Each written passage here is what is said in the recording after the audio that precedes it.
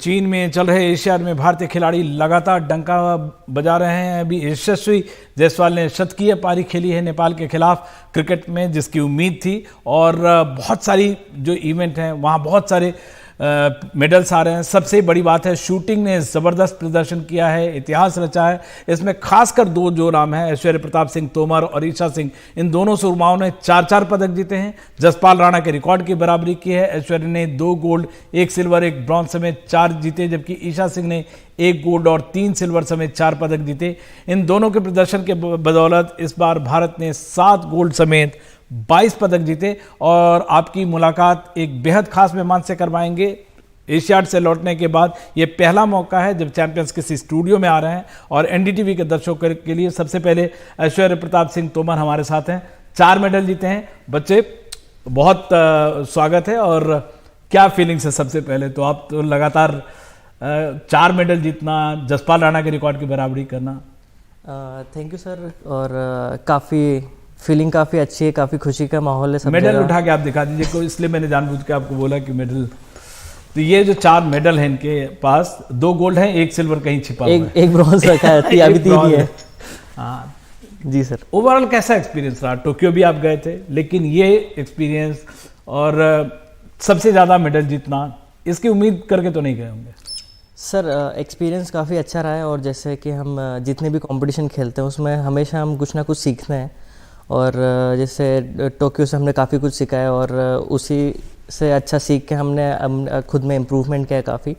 और ये मेरा जो पहला एशियन गेम्स कंपटीशन था और जिसमें मैंने 4 पदक जीते, मतलब इतने काफ़ी मैंने इस कंपटीशन के लिए काफ़ी हार्डवर्क किया था। और काफ़ी खुशी होती है जब आप इतनी मेहनत करते हैं और अपने गोल्स अचीव करते हुए देखते हैं। तो सर ऐश्वर्य खरगोन से आते हैं और इनके बारे में कहानियाँ चल रही थी कि जो शिकार पे जाकर आपने सीखा, अपने बारे में बताइए। वैसे तो सबने मेले से शुरुआत की थी, करते हैं जो छोटे शहरों के हम जैसे जो लोग हैं, आपने कैसे शुरुआत की?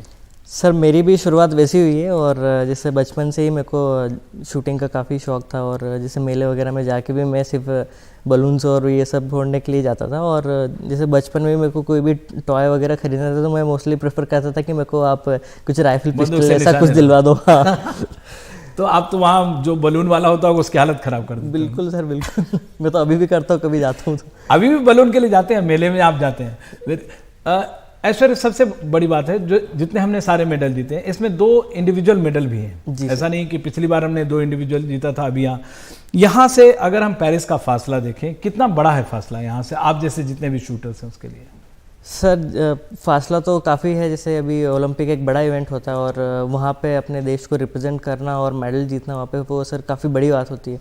और काफ़ी हम तैयारी कर रहे हैं सर की, और होपफुली हम जाके वहाँ पे देश के लिए मेडल भी जीतेंगे। और जैसे अभी आप बता रहे थे कि आपको टोक्यो के पहले अभिनव बिंद्रा ने फ़ोन आपको किया था, तो हर एक राइफल शूटर का तो इंडिया में रोल मॉडल अभिनव बिंद्रा ही होता है। आपके लिए रोल मॉडल और भी हैं, मतलब न सिर्फ इसमें या दूसरे गेम्स में भी? बिल्कुल सर। और टोक्यो के पहले जब हमारा कैंप चल रहा था यहाँ दिल्ली में, उस टाइम पे आईपीएल हो रहा था।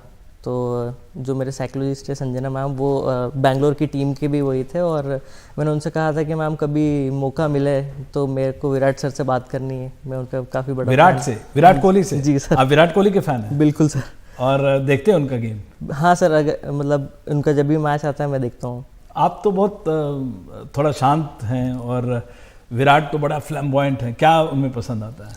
सर उनका जो जितना प्रेशर और जो भी रहता है और उसमें वो जो रिप्रेजेंट करते हैं, वो जैसे खेलते हैं, वो उसे उनका मेरे को तरीका काफ़ी पसंद है।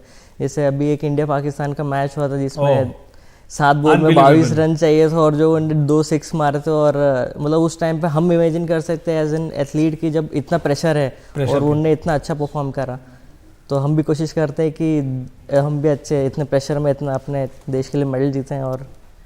और हम अपने जो एनडीटीवी के दर्शक हैं, और हमारे पास एक और ख़ास अभी मेहमान आएंगे, अभी उनके नाम भी 4 पदक हैं।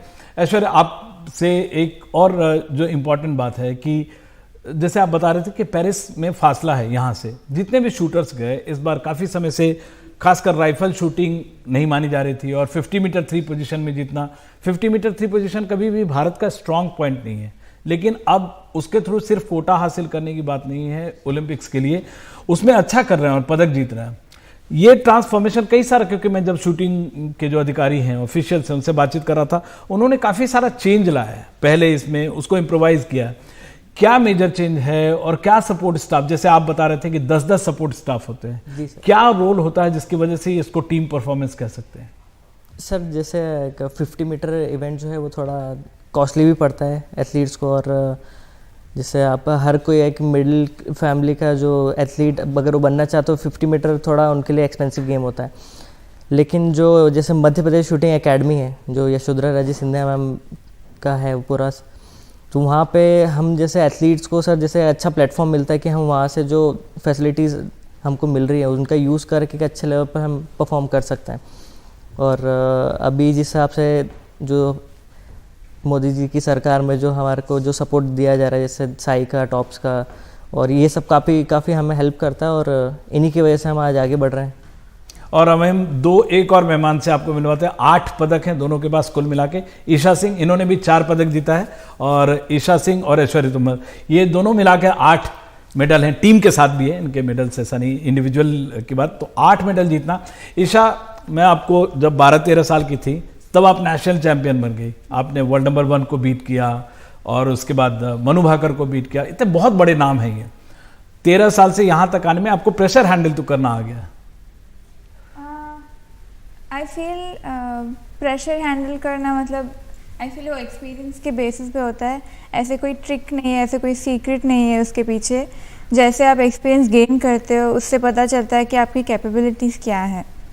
और जैसे आप तो हैदराबाद से आती हैं और ऐश्वर्या आते हैं मध्य प्रदेश से, दोनों एक जो इस बार शूटिंग में बहुत सारा पैन इंडियन ये है। आप जब आए, आप पढ़ने में भी काफ़ी अच्छी थी, मैनेजमेंट कर रही हैं, पहले आप IAS बनना चाहती थी, अब मैनेजमेंट आप कर रही हैं। जैसे ऐश्वर्या बता रहे थे कि इन्होंने शूटिंग की मेले में जाके, हम लोग जो जैसे छोटे शहर में हम लोग तो मेले में जाते हैं, इंटरेस्ट आता है, यू बाई गन या किसी से किराए पे लेके जाते हैं। आजकल बहुत सारी शूटिंग अकेडमी हो गई, 20 साल पहले जैसे। आपने कैसे शूटिंग शुरू की? आपके फादर भी मोटर रेसर हैं, आपको एक स्पोर्टिंग बैकग्राउंड का फ़ायदा हुआ या आपने शूटिंग शुरू कैसे की है? मैंने शूटिंग एक्चुअली बहुत अनएक्सपेक्टेड था। मतलब संडे मॉर्निंग, मतलब स्कूल नहीं था और मैं 9 साल की थी, तो पापा कहीं जा रहे थे सुबह सुबह, तो मैंने उनको पूछा कि कहाँ जा रहे हो, और वैसे भी स्कूल था नहीं और कुछ करना नहीं था उस दिन, तो मैंने बोला कि मुझे भी चलना है आपके साथ। तो हम गच्चीबोली रेंज गए थे, और मैं वैसे भी हर समर, मतलब जो समर हॉलीडेज़ होते हैं, कोई ना कोई स्पोर्ट चुन लेती थी। और इस बार मैंने शूटिंग देखा फर्स्ट टाइम। उनके जो फ्रेंड थे गौतम ज्ञानचंदानी, वो एक शॉटगन शूटर थे। तो शॉटगन मतलब आउट में, लोगों के लिए बताओ, ट्रैप और स्कीट जो होता है बाहर में जाके शूट करते हैं, डबल बोर का ये रहता है, और बड़ा क्ले को हिट करते हैं, क्ले पिजन्स को हिट करते हैं। तो वो मेरा फर्स्ट एक्सपोजर था स्पोर्ट को। I didn't know shooting was a sport, like you can take it up as a profession. तो फिर उन्होंने बोला कि ऐसे गगन नारंग है और उनकी एक एकेडमी है। जब उन्होंने बहुत आपका बचपन का एक फोटो भी शेयर किया। तो उन्होंने बोला कि ऐसे कोई एकेडमी है गन फॉर ग्लोरी, जो बेसिक्स के लिए बहुत अच्छी है। मतलब अगर आपको बेसिक्स स्ट्रॉन्ग करनी है तो वो एक अच्छा जगह है जहाँ आप ट्रेनिंग शुरू कर सकते हैं। और जब गन फॉर ग्लोरी हैदराबाद में था नहीं, so we went to Pune, और वहाँ पर I got introduce to shooting. वैसे शूटिंग वैसे ही शुरू हुई। आप लोग दोनों से अगर पूछें, जैसे कि यूरोप में पहले जब 10 साल 12 साल पहले इम्पॉर्टेंट होता था कि आप कितना ज़्यादा ये करते हैं, मतलब 12 साल की उम्र होती थी, वीकेंड में शूट करते थे। आपके जैसे काफ़ी 17 साल 18 साल के बच्चे, पलक आपसे भी 1 साल छोटी है, जिन्होंने आपके इवेंट में इंडिविजुअल जीता। क्या ये जो है, ये ऐश्वर्या आपसे अगर पूछते हैं कि पहले कि क्या ये जो एज है, अगर इंडियन शूटर्स के लिए देखें, बहुत सारे लोग मुझसे पूछते हैं कि अपने बच्चे को कब शुरुआत करवाएं। आपको लगता है कि ये एज कम आ गई है, 8-9 साल से शुरू किया जा सकता है? पहले यूरोप में 12 साल का कॉन्सेप्ट था। सर देखा जाए तो 12-13 की जो एज है वो शूटिंग करने के लिए वो सही राइट है, क्योंकि जैसे राइफल और वेपन भी काफ़ी हैवी होता है, तो वो बच्चे के मतलब वो शरीर में उतना होना कि वो राइफल उठा ले और शूट करे। हाँ। तो आपको लगता है कि 12 साल की उम्र? बिल्कुल सर, 12-13 में आप अपने बच्चों को आप शूटिंग स्टार्ट करवा सकते हैं। ये ईशा, आप भी अपना मेडल दिखाइए आपका। ये हम एनडीटीवी के दर्शकों को चाहते हैं कि वो 8 मेडल एक साथ देखें, 4 इनके हाथ में है और 4 आप दिखाइए, आप चाहें तो पहन भी सकती हैं आप, या कम से कम हमारे कैमरे को दिखाइए आप। तो ये देखिए 8 मेडल हैं, ये 2 खिलाड़ी और जसपाल राणा के रिकॉर्ड की। जब आपसे वहाँ हांगजो में बातचीत हो रही थी तो आपको न्यूज़ दिया गया था कि आपने जसपाल राणा के रिकॉर्ड की बराबरी की है। इतने बड़े, जसपाल राणा बहुत बड़ा नाम है, क्या इस रिकॉर्ड को बराबरी करना आप लोग दोनों के लिए, अगर ईशा पहले बताएं कितना बड़ा अचीवमेंट है, और क्योंकि आपको क्या लगता है कि यहाँ से पेरिस अब सिर्फ 1 साल का है, 1-1.5 साल का फासला है, क्या वो आप क्लोज, हम इंडियन शूटर्स को कह सकते हैं कि पेरिस के क्लोज हैं या अभी भी डिस्टेंस है? एक तो वो जो रिकॉर्ड करने का इक्वल था, I think for me specially बहुत स्पेशल था, because I feel Jaspal sir has played a major role in shooting and उनके वजह से, वो भी पिस्टल शूटर है, यस, एंड उनके वजह से मतलब shooting has become so known specially north India. Correct. So it was very special to me वो रिकॉर्ड इक्वल करना, and I feel Asian games it gives a, like it has brought us to a next step, और हमको एक ऐसी motivation मिलती है कि हम यहाँ तक आए हैं और हमने रिकॉर्ड तोड़ा है and we can do much more. बड़ी बात, जैसे सेलिब्रेशन तो अब स्टार्ट हो गया, जब वहाँ से आप निकले थे वहाँ भी मैं सुभाष शिरूर वगैरह सब कोच थे, सेलिब्रेशन शुरू हो गया था? सर जैसे हमारे मैचेस वगैरह ख़त्म है उसी के बाद जो पूरा टीम मीटिंग होता है उसमें थोड़ा हम सेलिब्रेट किया, केक कटिंग वगैरह करा, और अभी जैसे वापस घर आए हैं अपने देश में, और अभी सेलिब्रेशन तो अब होगा जैसे ही घर पहुँचेंगे, जैसे भोपाल पहुँचेंगे अपने फ्रेंड्स फैमिली के साथ सेलिब्रेट करेंगे। और क्या करना है वहाँ पे? आप बहुत दिनों से होम फूड खाना? बिल्कुल सर, अभी जैसे मैं तो काफ़ी महीनों से बाहर हूँ, क्योंकि इसके पहले हम चेंगडू में जो वर्ल्ड यूनिवर्सिटी गेम्स हुआ था वो खेला, फिर उसके बाद वर्ल्ड चैम्पियनशिप खेला, फिर अभी ये एशियन गेम्स के लिए चलेगा, तो करीब 2 महीने से घर गए नहीं है, ना घर का खाना खाया, तो अभी जाके सबसे पहले घर का खाना खाएंगे। घर में बोल दिया कुछ खास बनाने को? बिल्कुल सर, उनको मालूम है कि मुझे क्या पसंद है। क्या पसंद है हमें भी बताइए सर। जैसे मुझे नॉर्मल खाना भिंडी की सब्जी, रोटी, आलू के पराठे, वाह, ये पसंद है, तो ये बनाएंगे। ईशा? मेरे लिए तो मम्मा का biryani, because I feel Hyderabadi कोई भी हो बगैर बिरयानी नहीं रह सकता। No, actually हैदराबाद में never eat outside. आपको अगर एक्चुअल हैदराबादी बिरयानी खाना है, किसी के घर पे जाके खाना चाहिए। तो आपके घर आना पड़ेगा हमें।